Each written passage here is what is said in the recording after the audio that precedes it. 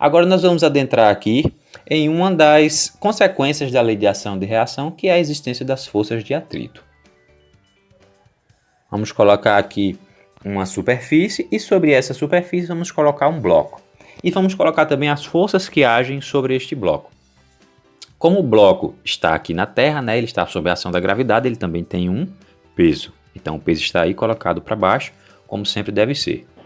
Porém, como esse peso do bloco comprime a superfície reage com uma força sobre esse bloco. Então a gente coloca aí essa força, que a gente já chama ela de força normal, né? Então nós temos aí, para o bloco no momento, a força peso para baixo e a N para cima. Essas sim se equilibram, por quê? Porque o bloco está parado, certo? Então N é igual a P. Mas digamos que nós começamos a puxar esse bloco. O que é que vai acontecer? Uma nova força vai ser aí inserida, nesse caso aí, para a direita, que eu chamei aí de força F. Só que, se esse bloco ainda continuar parado, quer dizer que vai existir alguma outra força aqui do outro lado que está se equilibrando com essa outra daqui para fazer com que ele fique parado. Qual força é essa? Essa daqui, ó, a força de atrito. Por quê? Quando o bloco quando eu empurro o objeto para cá, eu exerço alguma força aqui sobre a superfície. E essa superfície me devolve essa força, que é justamente a força de atrito. Nesse caso daqui, a gente chama ela de força de atrito estático, porque o objeto ainda está parado. O que está estático é porque ainda está parado, certo? E como todo o conjunto está em equilíbrio, não só N é igual a P, mas também a força F também é igual à força de atrito. Isto por quê? Porque o bloco está parado. Agora vamos entender por que o atrito acontece através de uma pequena animação. Nós temos, por exemplo, aqui essa animação da plataforma PhET. Nós temos dois livros, um livro de Química e um livro de Física. E aqui temos representados essa região que está aqui em forma de quadrado, que é próxima às duas superfícies que se tocam do livro de cima com o livro de baixo, né? Aí aqui nós temos essa região ampliada e a gente observa que, obviamente, como tudo na natureza, os livros são formados por átomos e moléculas. A gente observa que esses átomos e moléculas interagem de alguma maneira, não é isso? E é justamente a interação entre esses átomos e moléculas que provoca o atrito nas superfícies. Não é à toa que eles interagem tanto que a gente observa aí que as moléculas começam a se agitar e elas fazem com que a temperatura também aumente, se a gente notar aí nesse termômetro, não é isso? Então é essa interação entre as superfícies que forma o atrito. Dando continuidade à situação anterior, vamos dizer aqui agora, eu faço uma força maior, né? Então eu puxo o bloco com a força maior. O que é que vai acontecer? Se o bloco permanecer parado, o que é que vai acontecer com a força de atrito? Ela vai aumentar para se equilibrar com essa força que eu puxei, né? Então a força de atrito ela pode sim aumentar. E ela, enquanto o bloco estiver parado, ela vai ter o mesmo valor da força que eu estou puxando. Mas vamos dizer que eu puxe mais ainda com a força maior. E essa força vai fazer o quê? Ela vai aumentar também, só que ela não aumenta infinitamente, ela tem um limite. E esse limite a gente chama de força de atrito estático máxima, né? Então o que é que ocorre? A força de atrito estático cresce até um limite máximo. Quando chega nesse limite, o bloco tenderá a se mover quando puxarmos com a força ainda maior. Então, para que o bloco comece a se mover, porque a força de atrito tende a emperrá-lo, eu preciso superar essa força de atrito estático no máximo, certo? O bloco só vai se mover quando eu superar essa força. E para eu calcular essa força, eu utilizo aqui uma expressão que diz que a força de atrito estático máxima ela é igual a μe vezes n. E o que é esse tal de μe? μe, que é uma letra grega, é o coeficiente de atrito estático e n é a força normal, certo? A força aí de interação com entre a superfície e o bloco. Vamos a um exemplo. O exemplo 1 nos diz: um bloco de peso igual a 150 newtons é puxado por uma força F igual a 60 newtons e continua parado. Qual a força de atrito estático entre o bloco e a superfície? Primeiramente, a gente tem que observar aqui que o bloco ele está ainda parado. Mesmo eu puxando, ele está parado. Então, essa força de atrito daqui ainda é a força de atrito estático, certo? E qual é o valor dessa força aqui? É simples. Como o bloco está parado, quer dizer que ele está em equilíbrio. Então, obrigatoriamente, essa força desse lado tem que ser igual a essa força que está aqui, certo? Então, se essa força daqui vale 60 newtons, como a questão disse, essa outra também deve valer 60 newtons. Vamos à outra parte. Sabendo que o coeficiente de atrito estático é 0,5, qual deve ser a força que a pessoa deve exercer sobre o bloco para que ele se mova?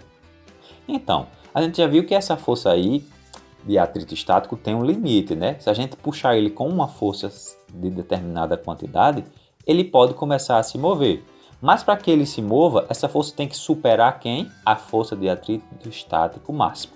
Então, esse é o raciocínio. Essa força que eu puxar o bloco tem que ser maior que a força de atrito estático máxima, certo? Então, eu tenho que saber quem é essa força de atrito estático máxima. Como é que a gente vai fazer? Calculando com a fórmula que vimos anteriormente. Eu preciso aqui do valor de μe, que já foi dado pela própria questão, vale 0,5, e preciso do valor de n, que não foi dado. Mas a gente observa o seguinte, n aqui está em equilíbrio com P, então obrigatoriamente n é igual a P, que vale quanto? 150 newtons. Então eu sei que n vale 150 porque ele equilibra com o peso. Agora só é substituir μe por 0,5 e n por 150. Fazendo isso então, 0,5 vezes 150, nós obtemos então 75 newtons, certo? Então quer dizer que a força com que eu puxar o objeto, ela deve ser maior que 75 newtons para que realmente eu supere essa força de atrito estático máxima e ele comece a se mover. Dando continuidade ao nosso caso aqui do atrito, agora nós vamos falar de outra força de atrito que é chamada de força de atrito cinética. A palavra cinética refere-se ao movimento, certo? Então digamos que aqui na situação do mesmo bloco anterior, eu já tinha atingido a força de atrito máxima e comecei a superar essa força, certo? O que é que acontece aí então? Se eu supero essa força, o bloco tende a se mover, né? Se a força F é maior que a força de atrito estático massa, o bloco começa a se mover. Se ele começa a se mover, o atrito vai sumir? Não, ele não vai sumir, ele vai continuar existindo. Só que agora não é um atrito estático, porque o bloco está se movendo. A gente chama ele de força de atrito cinético FC, certo? Essa força de atrito cinético a gente calcula de forma muito semelhante àquela que foi calculada anteriormente. A única diferença é que ao invés de μe, eu vou ter aqui μc, que significa coeficiente de atrito cinético, certo?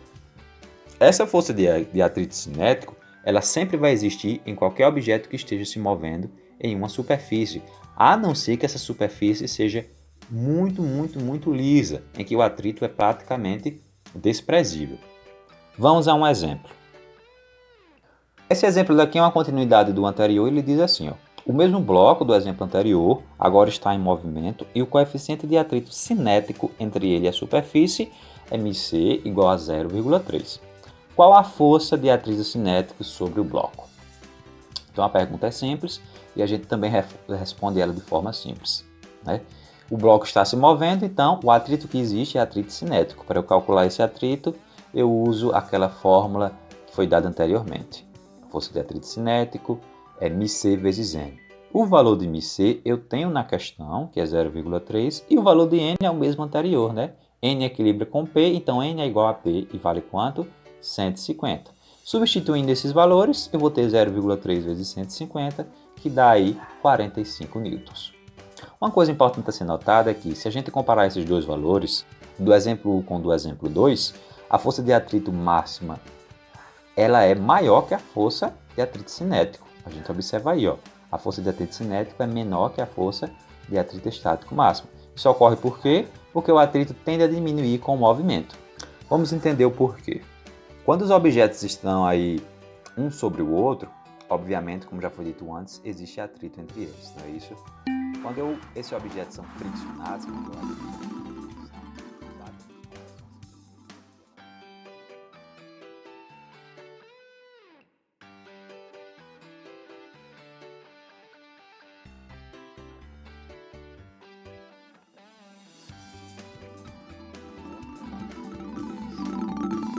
a gente pode levar em consideração também o seguinte pensamento.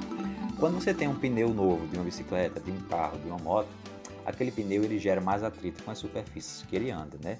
Com o passar do tempo, quando o pneu vai ficando careca, o que acontece? Aquele pneu derrapa com mais facilidade porque o atrito entre ele e a pista começa a diminuir cada vez mais. Então, quanto mais uso e mais movimento tiver, menor será o atrito entre as duas superfícies. Outra coisa importante também a ser considerada é que as forças de atrito, independente de qual seja, elas sempre se opõem ao movimento. Enquanto o movimento para esse lado aqui, nesse caso para a direita, o atrito deve estar para a esquerda, em todos os casos. Se eu movimentar um objeto para cima, o atrito será para baixo e assim sucessivamente. Também é importante saber que o atrito vai estar na maior parte das situações que nós imaginarmos. Basta eu pensar um objeto em cima da superfície, interagindo com ela, vai existir atrito. Atrito é uma espécie de fricção, certo? A não ser que aquela superfície seja muito lisa, aí eu posso desconsiderar de forma considerável esse atrito existente entre esses dois objetos.